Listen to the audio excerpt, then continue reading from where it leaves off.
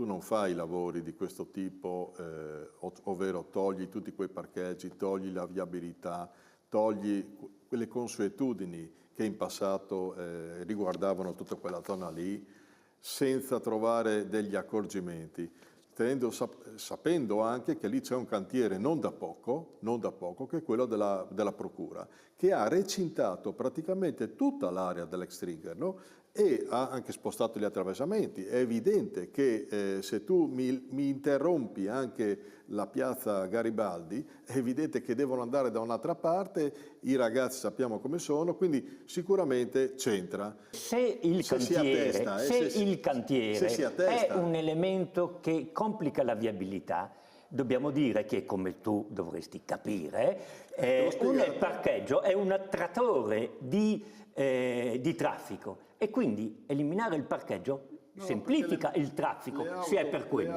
Le auto in quel momento girano, no? Adesso non girano proprio, non Cosa non dritti. girano? Dai. Se non c'è il parcheggio c'è meno traffico, meno gente che va a cercare un parcheggio lì, meno gente che entra ed esce. Sono due cose diverse. Parliamo di quei genitori che sono, mi pare, un 20-30% che portano i figli a scuola in auto perché sono comunque minorenni.